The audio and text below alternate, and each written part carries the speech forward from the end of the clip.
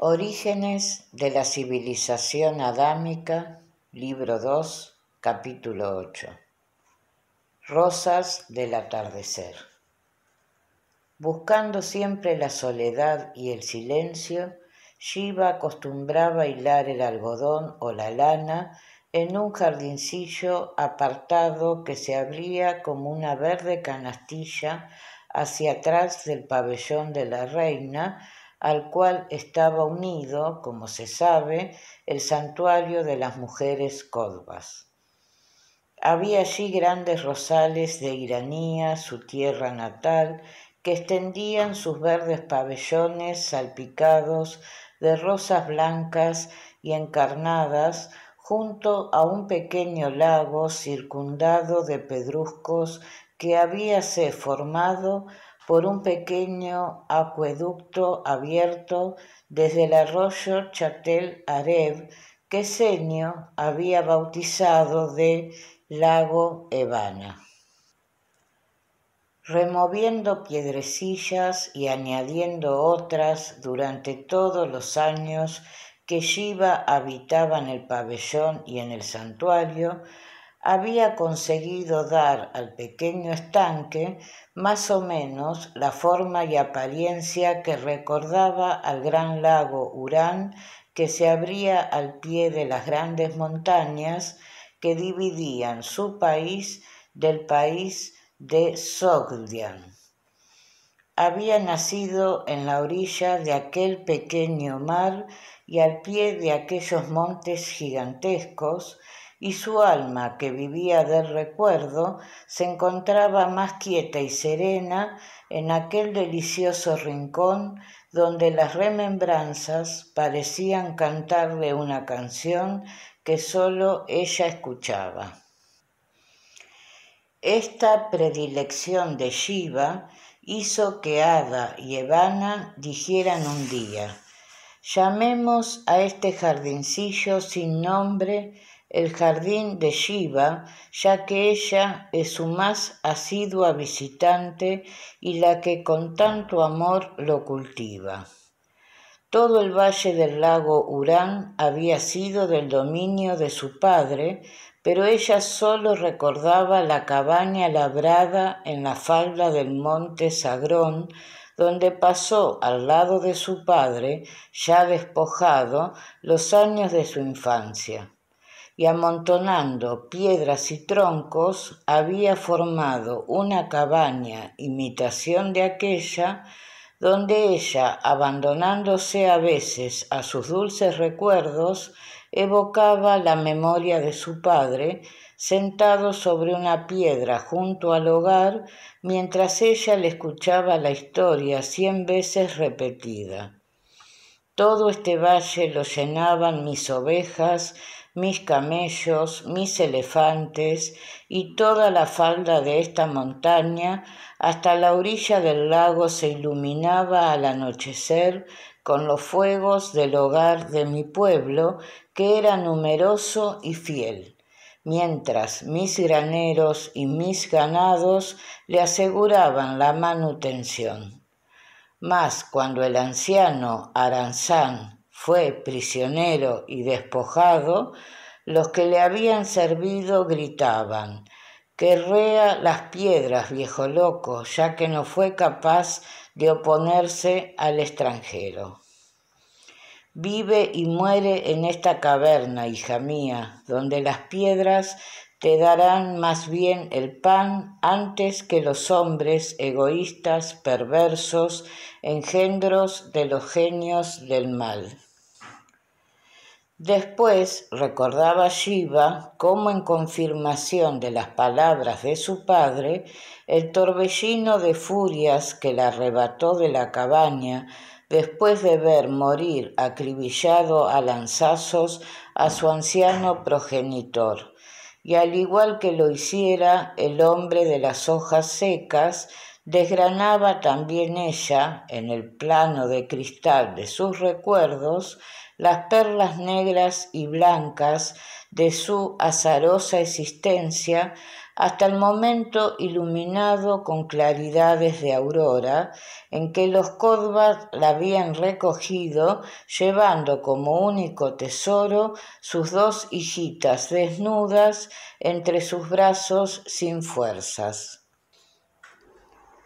Y las madejas de algodón o de lana iban surgiendo blancas y suaves de entre los dedos de Shiva, que parecían moverse más rápidamente aun que sus pensamientos tumultuosos, como fantástica danza de seres alados que risueños o malignos rondaban en torno de ella, devorando las horas, los días, los años.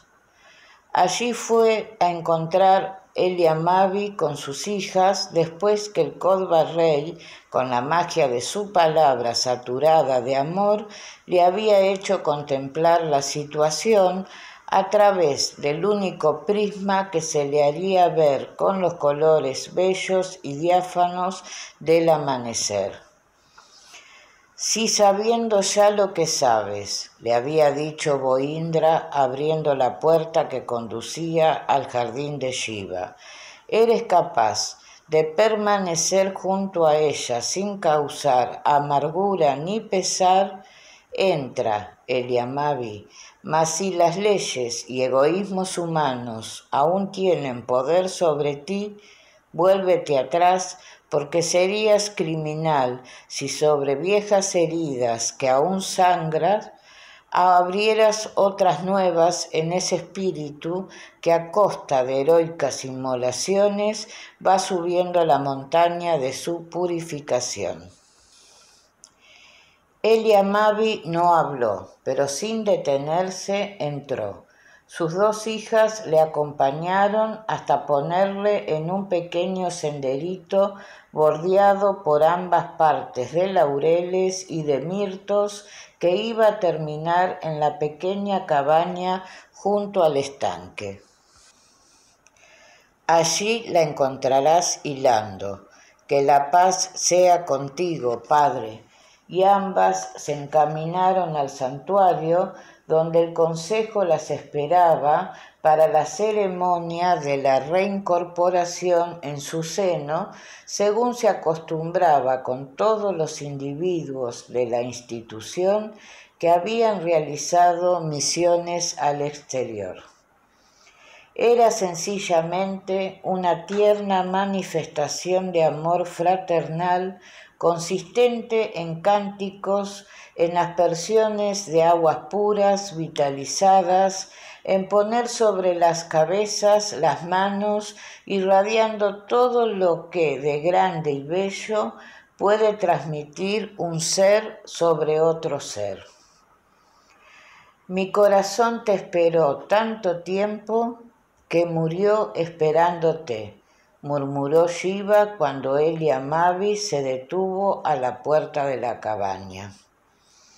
El hombre de las hojas secas no pudo articular palabra y cayendo de rodilla a los pies de Shiva, reposó su frente sobre las blancas madejas de lana que ella tenía en su regazo.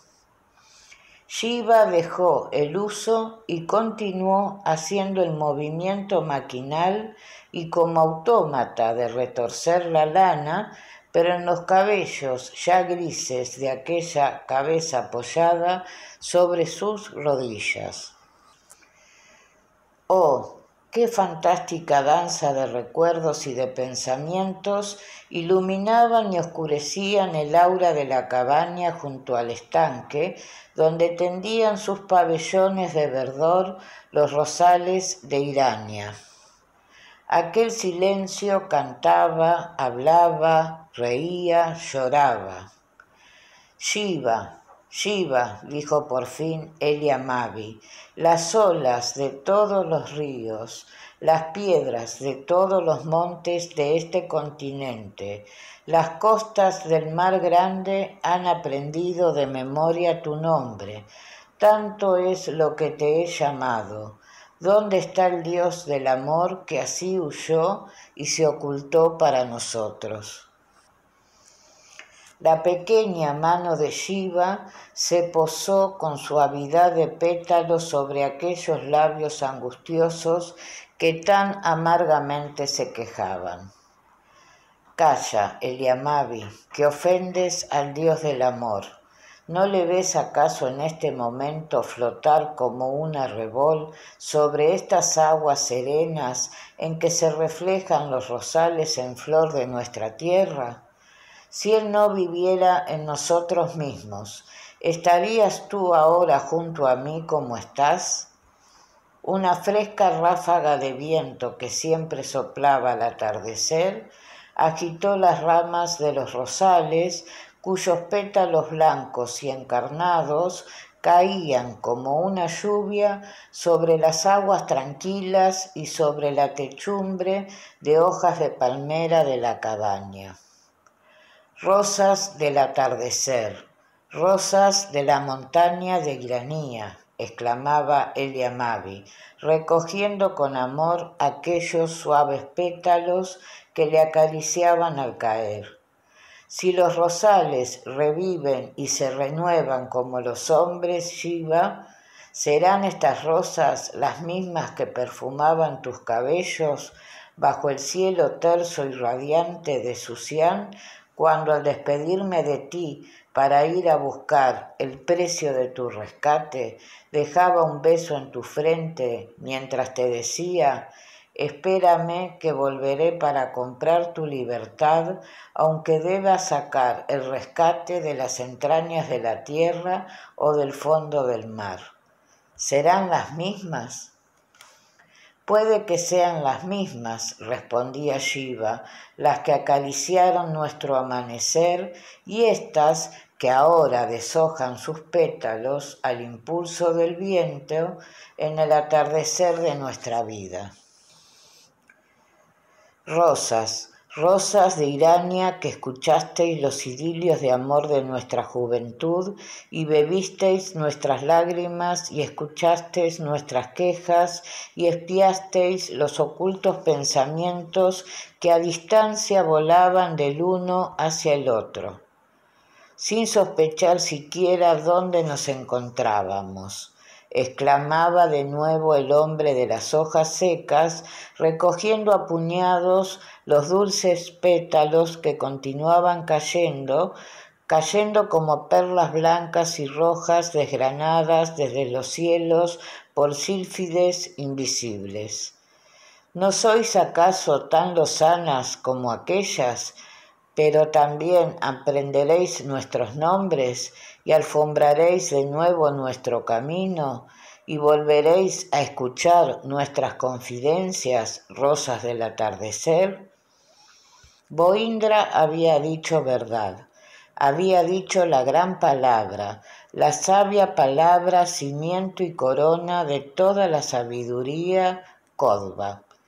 El amor es el mago divino que salva todos los abismos.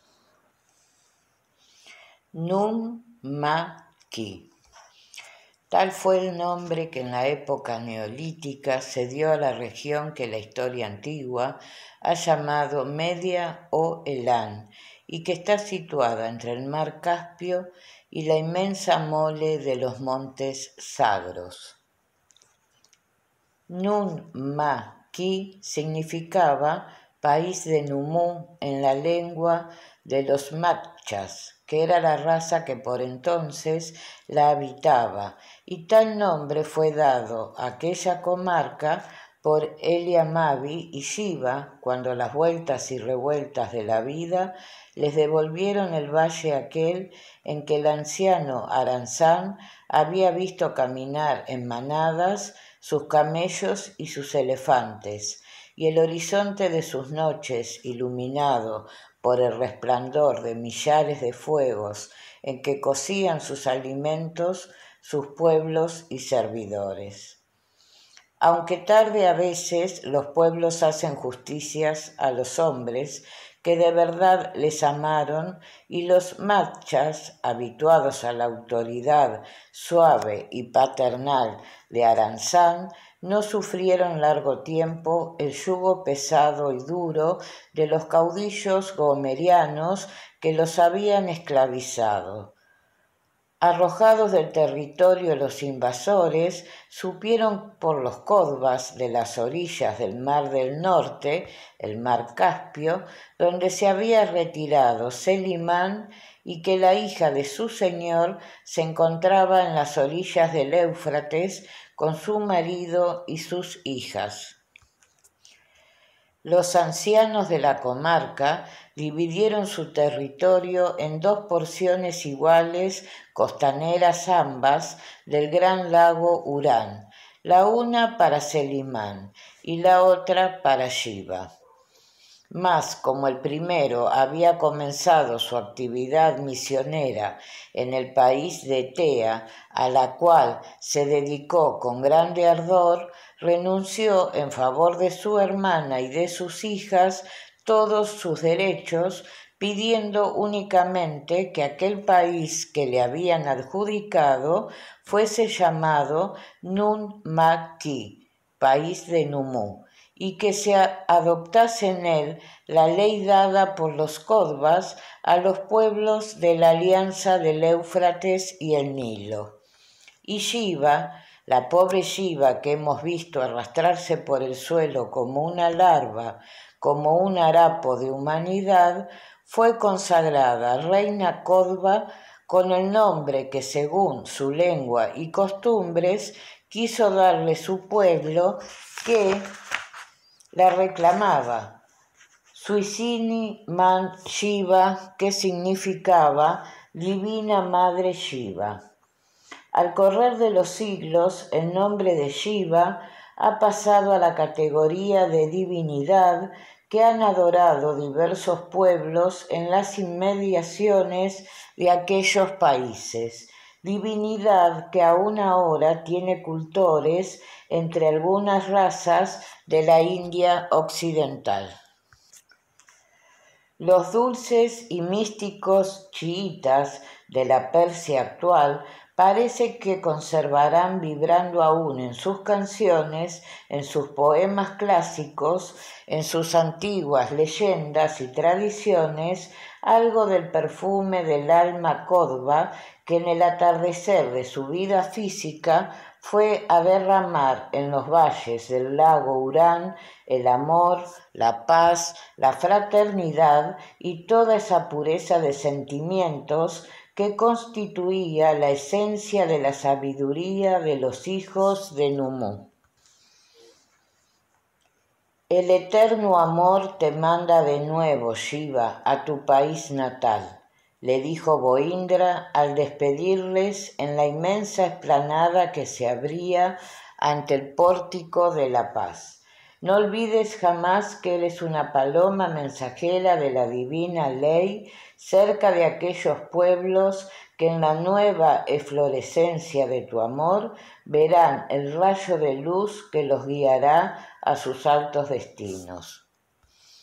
Para que Shiva se resignase a esta partida, que necesariamente debía ser por largo tiempo, el Alto Consejo envió juntamente con ellos 2 codvas de edad madura, hombres experimentados en dirigir multitudes, y 4 mujeres codvas que años atrás habían venido de aquel mismo país. Tal fue el consejo de gobierno que los codvas de la paz dieron a la paloma mensajera de la ley divina que emprendía su vuelo desde La Paz hacia el otro lado de la cadena de Sagrón.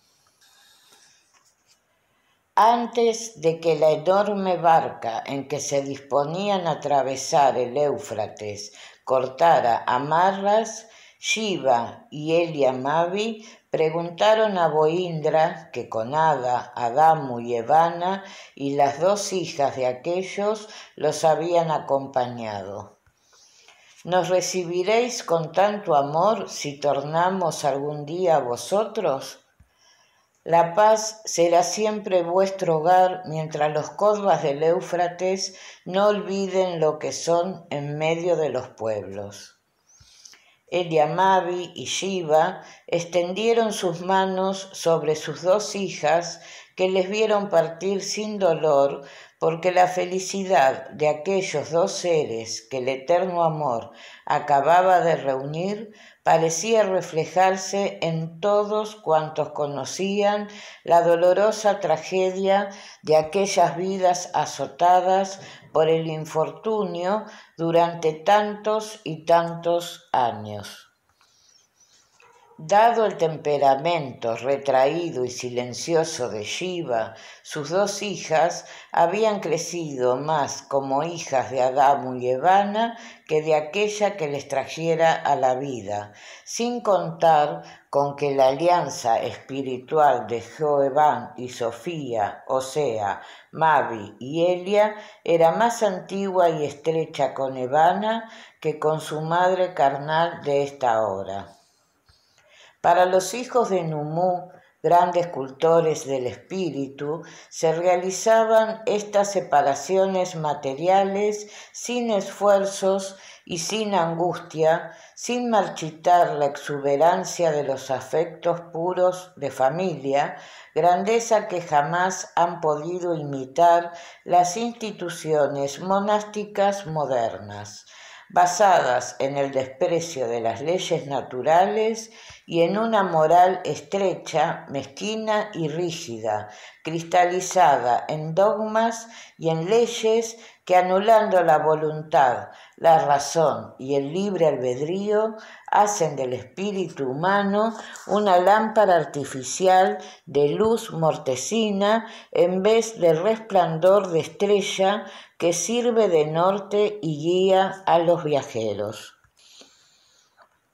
Mientras esto ocurría en La Paz, los codvas misioneros continuaban el viaje hacia el país de Tea, donde Iber y Selimán estrecharían otra alianza de amor de muchos siglos que, como la de Shiva y Eliamabi, debía dar flores y frutos en abundancia para la magna civilización que comenzaba.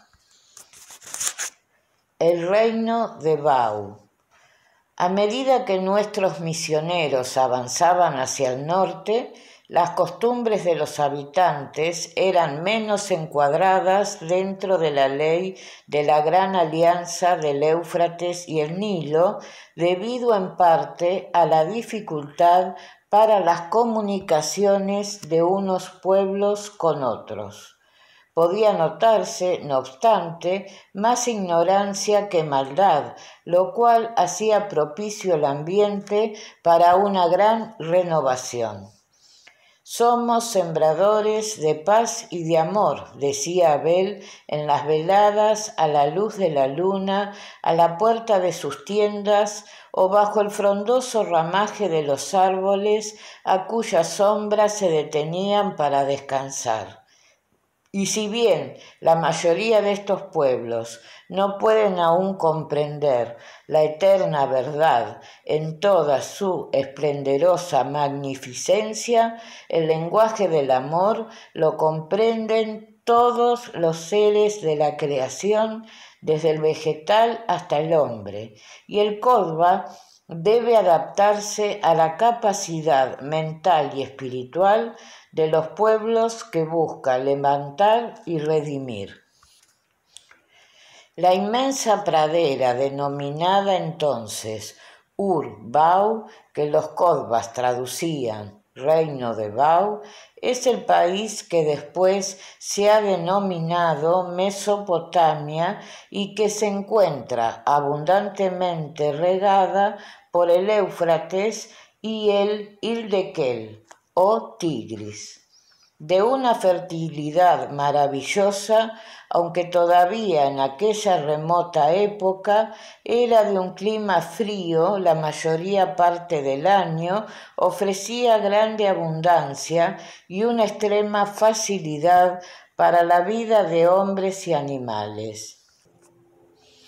Esta misma circunstancia hacía que dicha región fuera muy codiciada por las razas que habitaban los países montañosos que la rodeaban, sobre todo los de las grandes estepas de Alesia y de las cordilleras nevadas del Tauro, que de tiempo en tiempo invadían a sangre y fuego las fértiles praderas cubiertas de trigales doradas y de rumorosos cañaverales de azúcar, sobre todo en las épocas de las abundantes cosechas.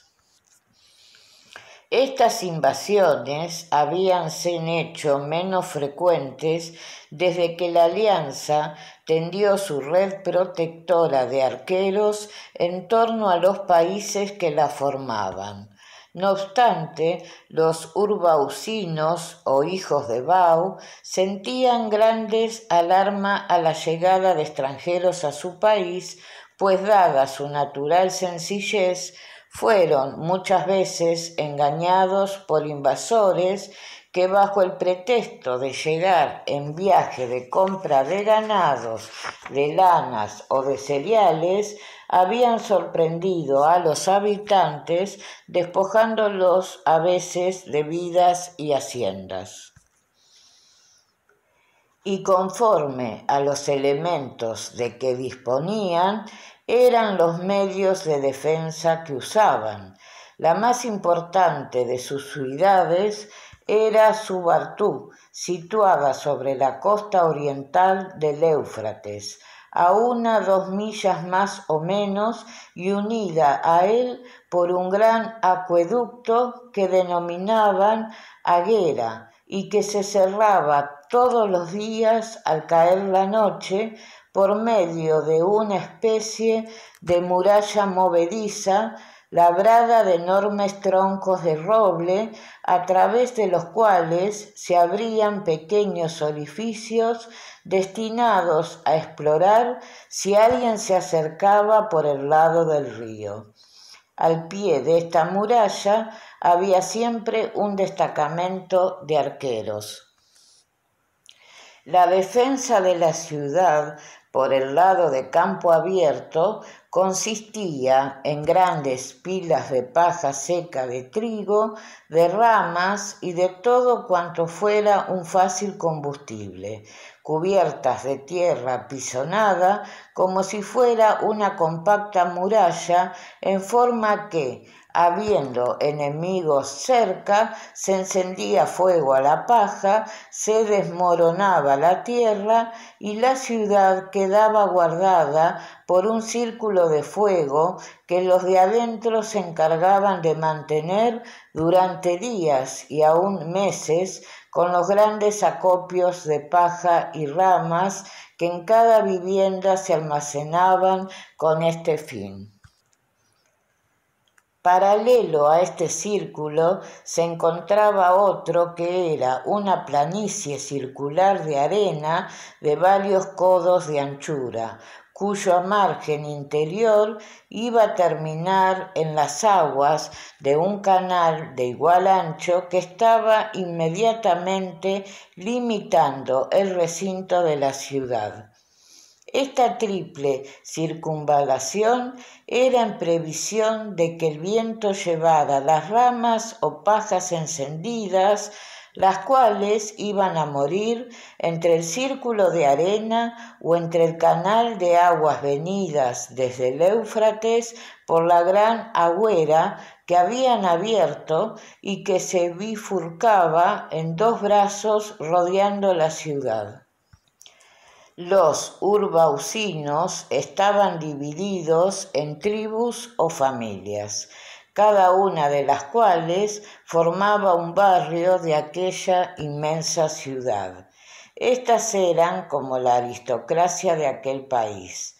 El resto del pueblo formaba como grandes o pequeñas aldeas diseminadas en toda la extensión de la vasta pradera. Y cada aldea era una sola tribu o familia con sus kiranis, esclavos, y con sus ganados, y se había construido su muralla de pajas y ramas cubiertas de tierra, imitación de la que circundaba a la gran capital. Residía en esta el gran Inis Bau, hijo de Bau, con su consejo y su numerosa familia. Era la autoridad suprema de la comarca. Allí residían como fieles guardianes los pilis en gran número, pues eran especie de soldados o guardias de la ciudad. Tal palabra tenía un significado como de columnas o pilares en nuestras lenguas de origen latino.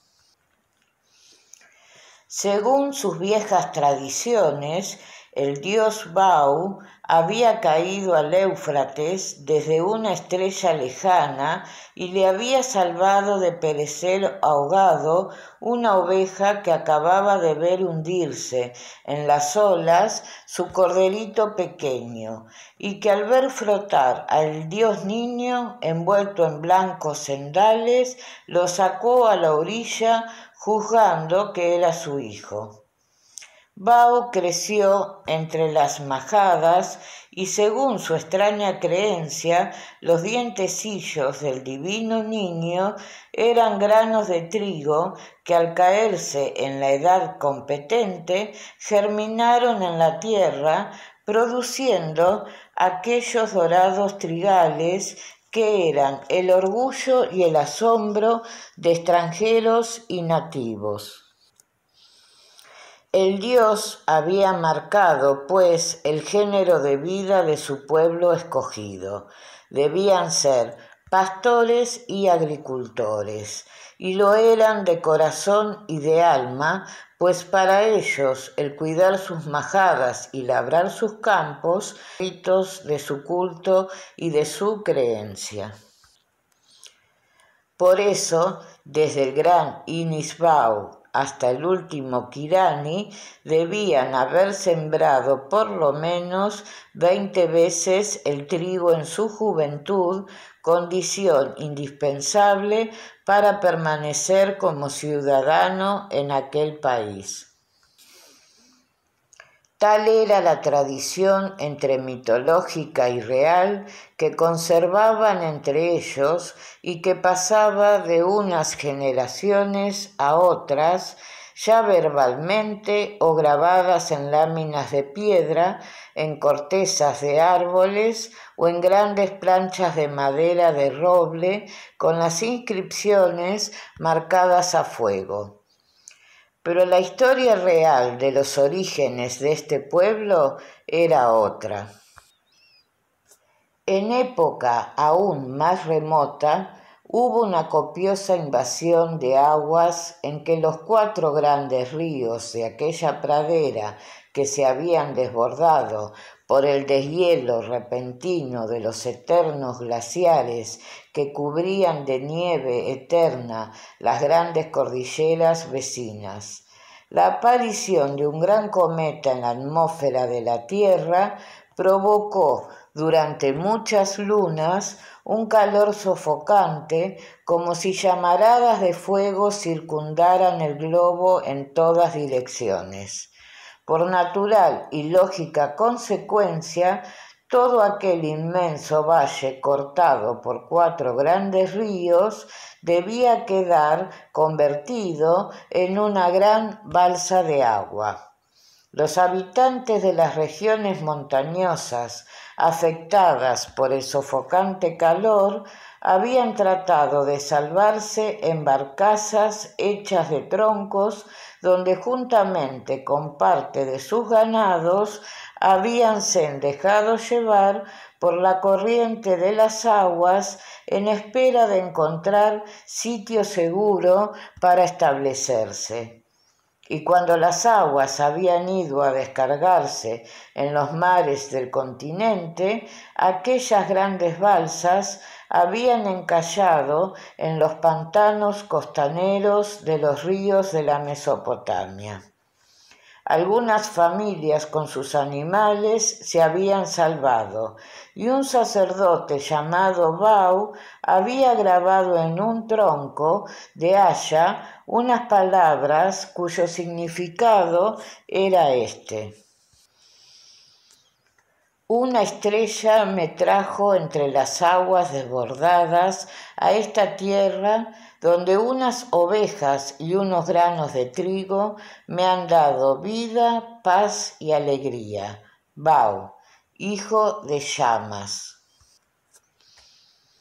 De estas breves palabras se había formado el culto, la creencia, las costumbres y la ley de todo un pueblo. Cuando el solitario sacerdote de Llamas, traído por los deshielos del norte, estampaba tales palabras, cuán lejos estaría de suponer que algunos siglos después sería adorado como una divinidad por los pueblos pastores y labriegos de aquella comarca. Y Llamas, el dios de los hombres rubios del norte, llamados Yamanas, fue apellidado padre de Bau y adorado en el sol del ocaso, terminado el cual aparecería el rocío nocturno, o sea, el divino Hijo para fecundar los campos de cultivo. De transformaciones ideológicas o religiosas como estas, se encuentra completamente lleno aquel remoto pasado en el cual las dificultades y peligros de los viajes forzaba a que las emigraciones las hicieran tribus o pueblos en conjuntos de centenares o de miles. El éxodo del pueblo hebreo desde Egipto a Canaán, que refiere como algo muy extraordinario la Biblia, elevándolo casi a las alturas inconcebibles de lo milagroso y lo estupendo, es quizás el único de que las civilizaciones modernas han conservado memoria. Y no es más que un reflejo de las ininterrumpidas emigraciones de pueblos, de razas, de tribus, en busca de mejores tierras para establecerse con sus costumbres, sus cultos y sus rituales. Ora por persecuciones de unas razas contra otras, ora por cataclismos geológicos o movimientos sísmicos y más comúnmente en aquellas épocas por las frecuentes invasiones de las aguas que el deshielo de los glaciares, en la continua transformación de la superficie terrestre, causaba en ella profundas alteraciones. Mares que abandonaban gran parte de sus estuarios, dejándolos convertidos en resecas sábanas de arena para vaciarse sobre otros territorios que habían bajado de nivel por hundimientos parciales o por erupciones de volcanes. Lagos de agua dulce, nacido en manantiales, que encima de una meseta se abrían al reflejo de los hielos como la inmensa puerta de un cofre de cristal y que por una abertura en su lecho de piedra empezaban a desbordarse a la llanura cual un torrente, formando al correr de los años un río caudaloso. Montañas derrumbadas cambiando el curso de los ríos y haciéndolos desbordar a veces sobre ciudades y aldeas. Forman algo así como una danza gigantesca y trágica de titanes y de magos que para el hombre que no reconoce más que su insignificante vida de 50 o 90 años, que se han deslizado todos iguales y acaso sin alteración ninguna, parécele todo esto un cuento maravilloso como aquellos de los encantamientos en que un príncipe bellísimo rayaba la tierra con su pie y se abría un torrente, o soplaba con su boca hacia el espacio y caían las estrellas. Pero los siglos, los centenares de siglos, los millares y millares de siglos, dicen al hombre de hoy que desde que la Tierra fue una burbuja de gas hasta la hora actual, qué género de hecatombes siderales, astrales, etéreas, geológicas y fluviales no se habrán sucedido en apartadas épocas, de forma que los hombres de a una nada han podido saber de las tragedias inmensas de sus lejanos antepasados de las otras. He aquí el gran error cometido por los hombres estudiosos de todos los tiempos al pretender que sus conquistas en cualquier ramo del saber humano sea la última palabra de la ciencia o la verdad absoluta en los dominios de la historia. He aquí como una pueril vanidad conduce al más desastroso ridículo, al resonante y majestuoso non plus ultra de las pasadas edades, queriendo elevar a la grandeza excelsa y eterna de lo inamovible, de lo único, de lo que fue, es y será, de lo invariable, lo que está sujeto a continuas y eternas transformaciones, instituciones, seres, continentes y mundos. Si hubiéramos sido capaces de comprender al Verbo de Dios encarnado en el genial e inimitable Jesús de Nazaret, bien claro nos lo dijo en esta, su frase que parece de bronce: los cielos y la tierra pasarán, pero mi palabra no pasará. Los mundos nacen, crecen, decaen y se disgregan como gigantesco torbellino de polvo, pero la palabra de los Mesías que llevan a cada mundo la manifestación de la causa suprema, de la eterna energía y del eterno amor, he ahí lo único que no puede ser ni será jamás sino de una sola forma, invariable, inamovible por los siglos de los siglos, en la eternidad sin fin. El camino de las tinieblas.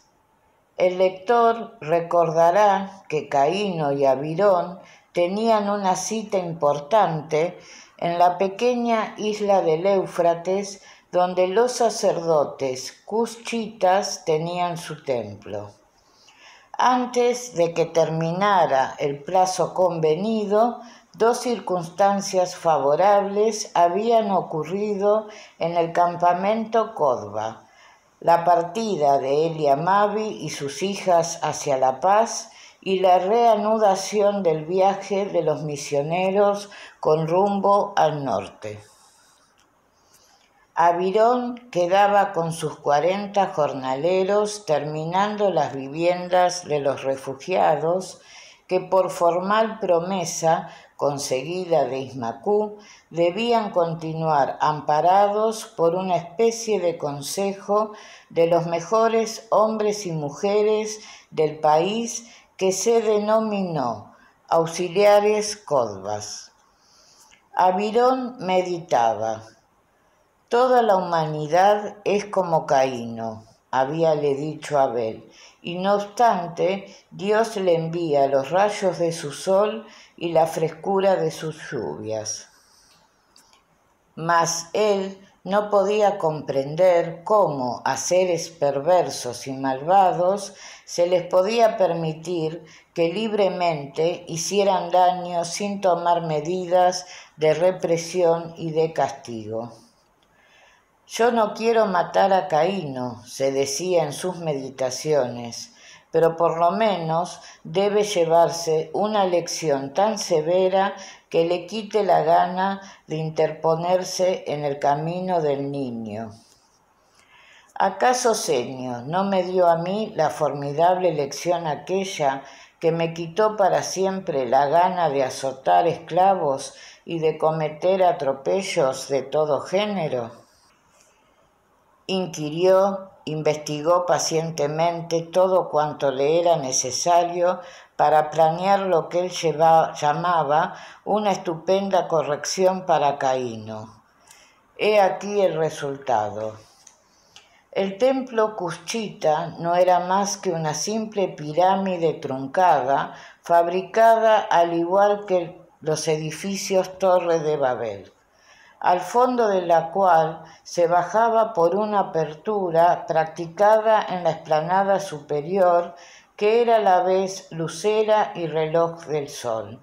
Desde que nacía hasta que se ponía el sol, un sacerdote, especie de pregonero, daba una gran voz de tiempo en tiempo, anunciando las horas que sólo eran 4, o sea, 2 desde la salida del sol hasta el mediodía y otras 2 desde el mediodía hasta el ocaso. Esta voz podía interpretarse así: termina la hora primera, termina la hora segunda, es el mediodía, y entonces un gran clamor conjunto del pueblo: Salve Padre Sol.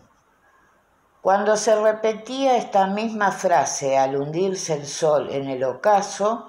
el sacerdote oficiante se retiraba cerrando tras de sí la piedra que cubría la entrada y el templo quedaba solo.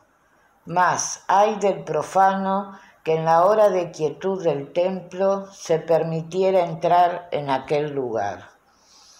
Abirón, enterado de todos estos pormenores, salió al encuentro de Caíno, que fue conducido por una barca hasta la isla de la Cita. Has cumplido tu palabra, díjole Caíno, y tú has cumplido la tuya. Yo vengo solo, la isla, ya lo ves, está sola, pues, pasado el ocaso, ningún kushchita se permite llegar hasta ella porque su ley se lo prohíbe. ¿Dónde está Abel?, volvió a preguntar Caíno, inquiriendo con la mirada. En el templo te espera porque está deseoso de reconciliarse contigo. Como tú has exigido que él venga solo, en ningún otro sitio puede ser. Su tienda está llena de gente y los alrededores también. Si es tu gusto, pasa, si no, haz como quieras. Desligado estoy del compromiso, pues he cumplido mi palabra. ¿Y cómo me aseguraré de que no me has preparado una emboscada?, insistió Caíno. Muy fácilmente. Subiendo a lo alto de la pirámide y asomándote al interior, le verás a él solo junto a la piedra de los sacrificios, contestó Abirón. Bien, vamos, hizo una señal a los 2 remeros de su barca y ellos anclaron junto a otra isla habitada por algodoneros, pues era la época de la recolección. Antes de subir a la pirámide, Abirón preguntó: ¿Quieres que yo me quede aquí o que me vaya? Mis remeros se fueron, vete tú también. Miró hacia el interior y la tenue claridad de la luna vio sentado en la piedra del sacrificio un Kodva que con los codos apoyados sobre las rodillas sostenía su cabeza inclinada. Pudo pues comprobar que en la más profunda soledad Abel meditaba. Ya sin ningún temor empezó a bajar, y cuando Abirón le vio casi en el fondo, con gran suavidad hizo girar la piedra de la entrada, que desde el interior no se podía abrir y tranquilo se alejó. Lo que allí pasara no era ya de su interés. El Kodva meditativo que esperaba Caíno era el cadáver de un joven leproso que había muerto el día antes y que, valiéndose de ciertos subterfugios, Abirón había impedido que lo arrojasen a la hoguera común donde cada día se cremaban los cadáveres de los infelices que morían sin recursos y sin familia que les dieran los honores de una sepultura en las grandes necrópolis de la comarca. Aquel cadáver, lleno de llagas amoratadas y sanguinolentas, estaba cubierto con una túnica de Kodva y su cabeza con el gorro violeta, lo cual produjo el perfecto engaño a Caíno. El lector puede calcular la escena de espanto y horror del joven orgulloso señor al verse encerrado en aquel lugar con el cadáver de un leproso. Por la ojiva de la techumbre se filtraba opacamente un rayo de luna que daba aún más espantosa lividez al rostro despedazado de aquel infeliz. Como su intención no era el asesinato de Abel, sino llevarle prisionero para exigir después como rescate al Tidalá del Éufrates y el Nilo, toda la fértil comarca de Urbao y el vecino país de Nairi, no solo iba Caíno provisto de armas, sino de fuertes cordeles, con los cuales, para desahogar su furia, comenzó a azotar ferozmente el cadáver, consiguiendo solamente despedazar aún más aquel infecto harapo de carne muerta. Mas, al llegar la salida del sol y encontrar aquel espectáculo el sacerdote oficiante, los papeles se cambiaron, y fue Caíno el ferozmente azotado por el cuchita enfurecido ante la profanación de su templo. Inútil era que Caíno asegurase haber sido introducido con engaño, pues se le tomó por un sacrílego ladrón que se había introducido para apoderarse del tesoro del templo.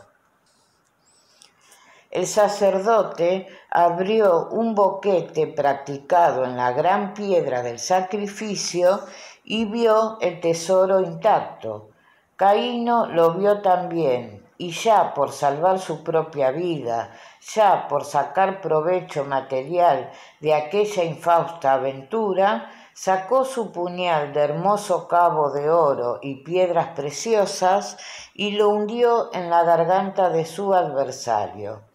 Sacó el tesoro del templo, consistente en pequeños vasitos de oros llenos de granos de trigo, que era el alimento para la divina paloma, hija del sol, enormes esmeraldas talladas en forma de pequeños bebederos llenos de un suave elixir perfumado y gran cantidad de rubíes con forma de cerezas. Y huyó, dejando sobre la piedra del sacrificio el cadáver del infeliz sacerdote en medio de un charco de sangre. El odio y el furor parecían prestarle nuevas energías y en una carrera desenfrenada se puso en la orilla y llamó a sus remeros que le esperaban inquietos en su barca. Al verle con las vestiduras ensangrentadas y en desorden, se alarmaron grandemente, pero él les tranquilizó, mostrando a sus asombrados ojos la valiosa conquista que había hecho. La alarma de todo el gremio sacerdotal fue inmensa cuando el sacerdote oficiante no anunciaba las horas como de costumbre y una procesión de ellos se dirigió a la isla sagrada y bajó a lo profundo del templo. El hecho fue interpretado de muy distinta manera que la realidad. Un joven Kodva se había introducido en el templo para robar el tesoro y había muerto al sacerdote que le encontró en el interior. Mas la ira de Dios le había herido con la lepra, enfermedad infamante y vil, y lo había fulminado allí mismo.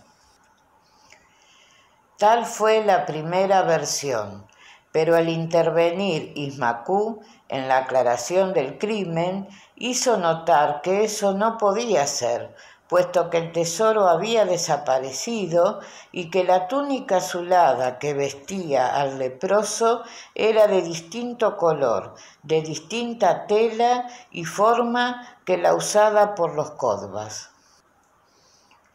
Igualmente que el gorro violeta no era más que un trozo de tela enroscado a la cabeza en forma de capacete. Era pues indudable que una tercera persona había intervenido en el hecho. Los sacerdotes estaban sumidos en profunda desolación y algunos, en el furor de su fanatismo, habían rasgado sus propias carnes en desagravio a la divinidad ultrajada. Fue necesaria la intervención de Asvinia, cuyas facultades espirituales habían sido depuradas por el aura de amor y de armonía de los Kodvas en torno de ella. Y en una solemne ceremonia de pacificación y de adoración al único Dios de la alianza, habló por ella en estado hipnótico aquel Bau, sacerdote de Yamás, que siglos atrás llegara con un grupo de fugitivos. No miráis la grandeza y la justicia de Dios por el valor de unas piedras que podéis extraer vosotros mismos de las entrañas de la tierra. Purificad el recinto de vuestro templo con un generoso pensamiento de amor para las almas que animaron esos dos cuerpos sin vida. Frotad el muro y piso anterior con jugo de palmeras, quemad sobre las piedras del sacrificio hierbas aromáticas y sustituid con ofrendas de cantos y con flores, cestas de trigo y ramas con frutos en sazón, el holocausto sangriento de animales sobre cuyas vidas el Altísimo no os da derecho como propiciación, sino como alimento. Ofreced la flor de harina de una vida pura de honradez y de trabajo, y convenceos que la divinidad no quiere más tesoro que la rectitud de vuestros corazones. Bau, hijo de Yamás. El entusiasmo sacerdotal llegó al delirio. El cadáver del sacerdote muerto fue honrosamente entregado a la tierra con todas las vestiduras y objetos que le habían pertenecido. Su alma había subido a los palacios del sol. Bau había hablado a los sacerdotes y al pueblo. Bau no quería holocaustos de sangre, sino de flores y de frutos de la tierra. Bau pareció a los babelitas una divinidad a manera de los Kodvas. ¿Eres hermano de Numú, el dios de los Kodvas?, habían preguntado al ser que hablaba por Asvinia. Soy un heraldo suyo que enciendo mi lámpara cuando él se acerca. Numú, el genio inspirador de los Kodvas, ha pasado por esta tierra y no le habéis conocido. Mientras hablaba Asvinia en estado hipnótico, Boindra había caído en profundo letargo en la paz y era su espíritu quien tomaba aquella lejana personalidad de Bau, hijo de llamas, venido de entre los hombres rubios del norte, entre el torbellino de los hielos convertidos en líquidas corrientes, para fundar aquellas razas de labriegos y de pastores de las riberas del Éufrates. Como se ve, pues, la llegada del hombre luz liberó a aquel pueblo del dominio de las malignas entidades espirituales que les habían encadenado a la idolatría y a las más delictuosas costumbres. Y de nuevo el pacífico Bau, que enseñaba a buscar la grandeza de Dios entre el balido de las majadas y el rumor de los trigales dorados, tomaba posesión de aquellas conciencias oscurecidas por las corrientes astrales de los millares de idólatras desencarnados en la catástrofe del valle de Shirin. Entonces, la adorada paloma, hija del sol, pasó a ser para los babelistas la mensajera de Bau, la que llevando en su pico granos de trigo y copos de lana, le había alimentado y le había vestido. Y nuevamente la leyenda mitológica surgía con variantes y añadidos, porque es de todas las humanidades primitivas el no satisfacerse con la verdad única, resplandor de lo eterno intangible, invisible mientras no le revista de una forma material y adaptable a la estrechez de sus concepciones ideológicas. Mientras tanto, Abirón, único poseedor del secreto de los hechos consumados en lo profundo del templo Kushchita, emprendía con sus jornaleros la marcha de regreso a la paz, diciendo para sí mismo: puse delante de Caíno un muerto para evitar una muerte, pero él encontró el medio de dar la muerte a uno vivo. Verdaderamente para ese hombre se apagó la luz y camina en las tinieblas. Oh, Senio, Senio, no apagues para mí tu lámpara, porque también se harán en torno mío las tinieblas de Caíno. Y oyó como una voz interior que le decía: el orgullo es una hidra de muchas cabezas cuya primera manifestación es el descontento y la rebeldía, a la cual se añaden luego la ambición, la vanidad y despotismo. Mata al descontento y a la rebeldía, y la hidra morirá apenas nacida. El hombrazo, conmovido, soltó la brida de su camello y abrazó el vacío, pareciéndole que era el blanco fantasma de Senio que le había hablado al oído. La mensajera Kodva. La gran ciudad Kodva de la orilla del río Grande se encontraba situada más o menos en las inmediaciones de lo que hoy es Basora o Basra, o sea, unos 50 kilómetros antes de que el Chatel Arab se bifurque en los dos grandes ríos Tigris y Éufrates. Y la inmensa barca velera que llevaba a su país a Shiva y el Yamavi cruzó con rumbo al oriente el caudaloso río y 2 días después pisaban la llanura de Susan, que se extiende entre la margen oriental del Tigris y la inmensa cadena de los montes Sagros, nombre derivado de montaña de la sangre, que fue su nombre en la época neolítica debido a que algunos manantiales que filtraban de sus grietas eran de aguas rojizas que, deslizándose hacia Teherán, iban a teñir de un amarillo rojo sus resecos arenales.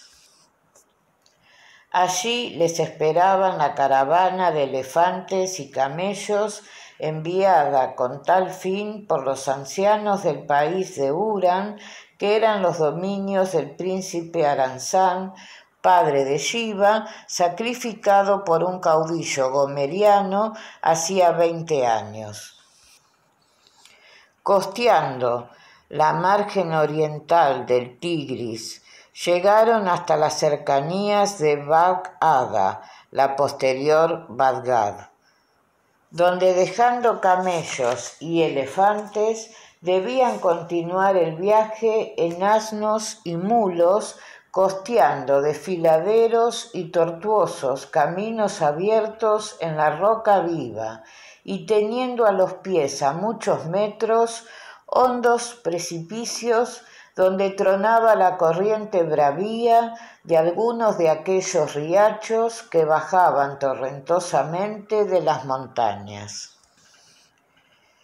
Y por los valles encantados, donde muchos siglos después florecieron Beistún y Ecbatana, hizo Shiva su entrada al país de sus mayores, la fértil y hermosa tierra de los granados y de los almendros, a las grandiosas montañas que emanaban diamantes, rubíes y turquesas, según el cantar de los bardos de aquella hora, a sus valles cuajados de viñedos y de rosales blancos y rojos, cuya esencia fue tan célebre y codiciada por los grandes magnates de la antigüedad. La emoción de ambos esposos fue intensa cuando desde lo alto de un desfiladero que costeaban tendieron la mirada al valle nativo, en el fondo del cual el lago Uran, como una inmensa sábana de plata, comenzaba a teñirse de los rosados tintes de la aurora. Shiva, decíale Eliamabi a su esposa, nuestros rosales se han deshojado sobre las aguas del lago para esperarnos.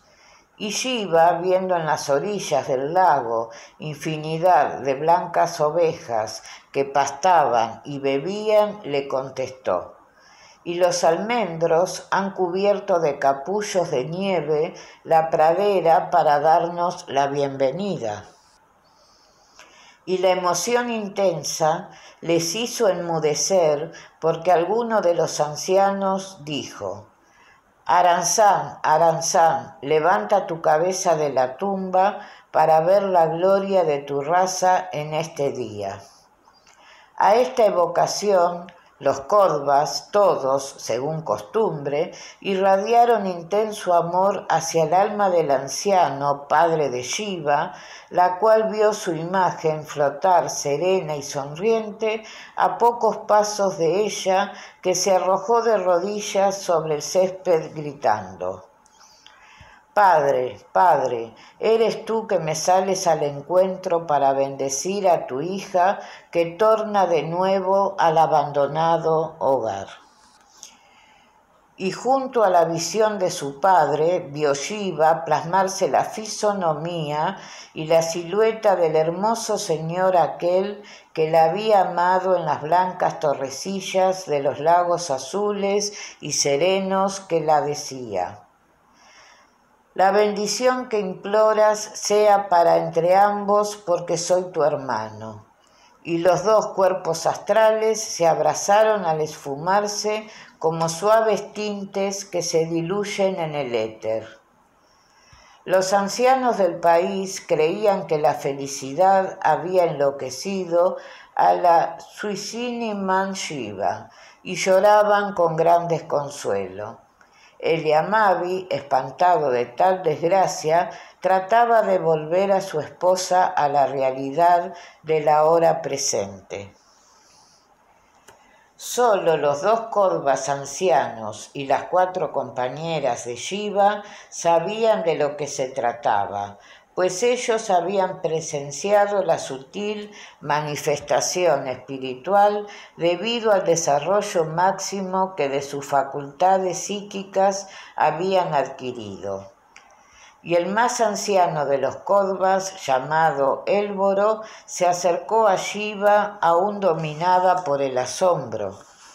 Hija mía, la divina sabiduría y el eterno amor han sido tan pródigo contigo que te hace comprender para tu mayor tranquilidad lo que es tu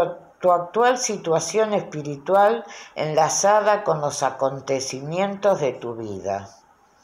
Aquel segundo esposo tuyo se enterró con su amor en la cripta de un santuario Kodva, para resurgir de allí tu hermano Selimán como tú, hijo de Aranzán, cuya vida y cuyas obras continuaréis con el doble derecho de herederos de sus dominios y de sus virtudes.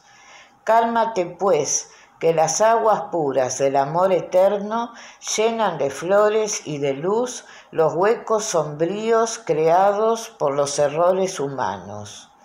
Shiva, aún arrodillada, inclinó su frente hasta tocar con ella la tierra, mientras derramaba abundantes lágrimas de intensa felicidad, diciendo la frase de los Kodvas agradecidos a las bondades divinas. Dios mío, basta, que en este pobre corazón no cabe ya ni una gota más. Apenas habían llegado al valle nativo, se encontraron con una grande muchedumbre que les esperaba, y Shiva fue forzada a subir a una especie de tribuna cubierta de ricos tapices, donde el más anciano del gobierno del país le colocó la diadema de flores de almendro, el símbolo de su realeza, labrada de diamantes y esmeraldas, que ajustando a su frente el blanco velo de reina Kodva, hacía un hermoso contraste con la negrura de sus cabellos y con la sencilla modestia de su túnica azulada. La tribuna fue levantada sobre el lomo de un elefante blanco y se emprendió la marcha hasta llegar a la ciudad real de Matsyan, que estaba edificada en la costa meridional del lago Urán. Aquella ciudad, tan magnífica para sus habitantes, no era más que un conjunto de lo que nosotros llamaríamos chozas de piedras, cubiertas de enredaderas, de viñedos, y en cada una de las cuales se albergaban a la vez hombres y ganados. Encima de los bajos muros formados de enormes piedras a medio pulir, tendían un entarimado de grandes planchas de madera, lo cual formaba el pavimento de la habitación superior, que era de los amos. La cavidad inferior, muy baja, era albergue de las bestias.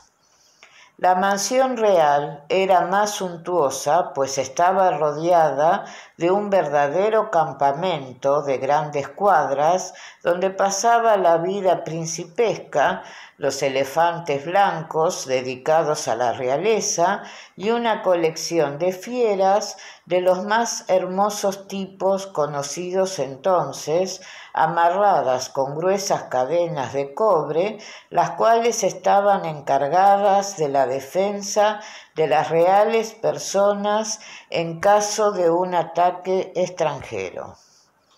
Cuando aquella muchedumbre se postraba en tierra para recibir a su reina, ella les habló de este modo: «No he venido a vosotros para recibir vuestras adoraciones, sino para traeros el mensaje de la ley divina más hermoso y tierno de todo cuanto habéis conocido hasta hoy. Soy para vosotros la mensajera del eterno amor y solo acepto como ofrenda el amor de los unos para los otros y de todos juntos para el Altísimo Dios, que cubre de flores y de frutos nuestros campos, que nos sonríe en las auroras de nuestras mañanas y en la radiante claridad de nuestro sol». quiero que llaméis a este pedazo de tierra que nos ha visto nacer Nun Maki, país de Numú, porque su ley de amor y de justicia viene conmigo a sembrar de paz y de grandeza vuestro camino. Nun Maki, resonó en los espacios y repercutió por las montañas como un hosana de júbilo y de gloria.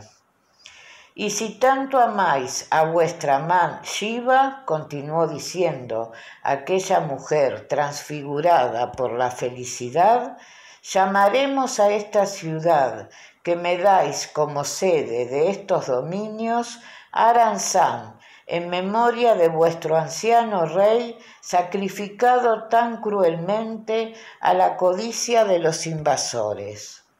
Un nuevo clamor resonó por los aires, seguido de música y danzas, y de agitar ramas de almendros florecidos y ricos pabellones de variados colores. Aranzán llamaremos a la diosa del lago Urán, que se esconde tras las montañas del Sagrón para mirarse en las aguas. Y antes de terminar las fiestas de la recepción a la Suisini Manshiva, ésta presentó a su pueblo su consejo de gobierno formado por los 2 kodvas que la acompañaban, por 7 ancianos del país y completado por Eliamabi, su esposo. Este leyó al pueblo reunido la ley que los kodvas habían dado a los pueblos de la alianza del Éufrates y el Nilo, a la cual quedó incorporado Nun Maki, el país de Numú. Cuando se levantaron algunas protestas referentes a la libertad de los siervos, a la abolición de la poligamia y a toda propiedad adquirida por la fuerza, los consejeros de Shiva le dijeron la frase kodva: el amor es el mago divino que salva todos los abismos, y la indujeron a desprenderse ella misma de los numerosos esclavos y esclavas que, igualados casi a las bestias, estaban dedicados a llevarla sobre los hombros en su tarima de ricos tapices hacia cualquier lado de sus dominios donde ella quisiera ir. Cuando aquellos esclavos fueron dotados cada uno de una porción de tierra para cultivar y para levantar su choza, con la sola obligación de llevar la 10ª parte a los graneros reales para atender las necesidades públicas, los grandes caudillos comenzaron a hacer lo mismo. Cuando se vio a la reina caminar a pie, acompañada de su consejo, para averiguar por sí misma dónde estaban los doloridos, los enfermos, los ancianos y los huérfanos, para llevarlos a las grandes habitaciones entresuelo que antes ocupaban sus numerosos esclavos y prestarles allí toda clase de solicitudes, los grandes y los pequeños empezaron a sentir la suavidad que brota del amor como un torrente caudaloso, y a centenares se sumaron los esfuerzos personales a la generosa y noble actitud de la Suisini Manshiva. La paloma mensajera enviada por los kodvas del Éufrates derramó la semilla en las orillas del lago Urán, donde se vio plasmada, años después, la misma forma de vida que en La Paz, de las orillas del Éufrates, y en Negadá, de las márgenes del Nilo.